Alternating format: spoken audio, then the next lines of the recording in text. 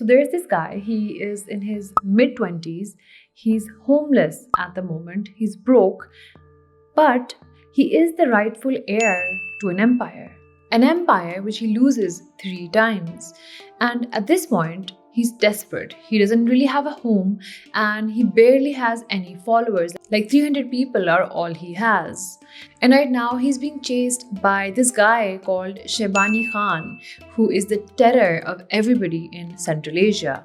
And out of desperation, this guy is going to cross a river and go into a country where nobody knows him and he doesn't know the country at all. So by all means, it sounds like the end of an empire.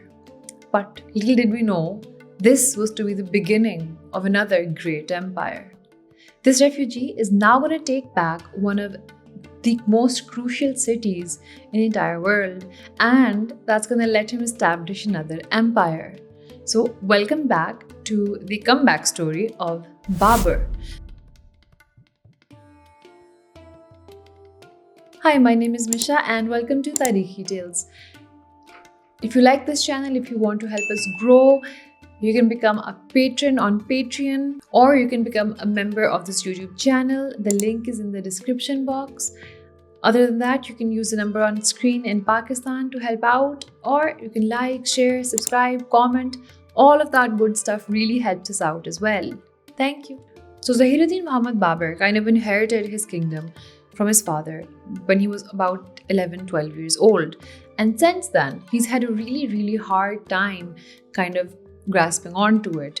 There's been a lot of battles, a lot of shifting in alliances, a lot of victories, but at the moment he's at his lowest. And he knows it and he's quite defeated. Now the year is 1504 and Babur is not doing great. He is the descendant of Amir Tamerlane, and also of Genghis Khan, But at the moment, this guy called Shaybani Khan, he's kind of become like a thorn in Babur's back, and Babur just cannot defeat him no matter what he does. Babur keeps trying to get his capital Samarkand back, and every time he gets it, Shaybani Khan comes back and takes it back. So it's been going on like this for a while now, back and forth. And by this point, Babur has come to the realization that, okay, you know what, maybe I cannot defeat Shaybani Khan. Maybe I should cut my losses and do something else. It's about time. So Babur and his tiny crew, which is basically his mother, his brother, and a couple of other people with some loyal followers, like 200 to 300 more people. All of these people kind of get together and they cross the Amud Darya. And by crossing this river, they kind of come into what is now Afghanistan. And crossing that river kind of becomes a very lucky thing for Babur, because suddenly now his luck has changed and things are looking up, because he has 2 things going for him. Firstly, he has royal blood from 2 different ancestors and he's very legitimate for many thrones around Central Asia. So that royalty kind of makes him a really good contender. Now the other thing going for him is the fact that the local ruler was Khusro Shah, somebody who's a little bit unpopular with his people at the moment. And now as Babur and his people are kind of going through these lands, the Mongols who used to work under the local warlord Khusro Shah, they start abandoning him and they start joining Babur.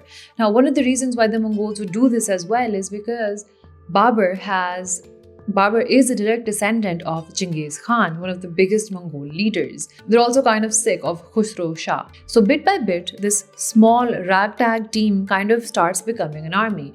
And suddenly, enough people have joined in that Babur, who entered into this land without anything, kind of desperate, suddenly that guy now has an entire army following him, and that gives him power. And Babur knows that before he can actually do something, before he can claim his dignity and claim his honor and all of those things back and the empire that he's lost, he needs some stability. He can't do all that by being a refugee. So he needs a base. And that base, in his mind, was the city, Kabul. Now, Kabul at this time, it isn't like a fortress or something. It's being run by a guy called Mukim Argun, and that guy's kind of like a mess at the moment. He's not really doing a very good job. And the city, weirdly enough, is actually Babur's family's territory. Babur can actually have a claim to the city as well because his uncle used to rule the city just 2 years ago. But when he died, Mukim kind of weaseled his way in and became the emperor. And at this point, Mukim Argun is kind of not only doing a bad job, but he's also run out of money, he's run out of soldiers, and he doesn't, have the resources to be able to take on a battle with Babur, who now has a formidable army behind him. So Babur sees opportunity and he kind of rolls up to Kabul in late 1504 and lays siege to the city. Now, when I say lay siege, it was less of like a battle kind of a siege and more like a tense negotiation with the actual ruler. And Mukim kind of, he looks at the army which is laying siege to his city, and that's a huge army and he doesn't have the resources like I mentioned. So he does the math and he realizes that, okay, I can't beat this guy, so I might as well cut a deal and, cut my losses. So instead of fighting a battle, Mukim kind of tells Babur that, okay, you know what?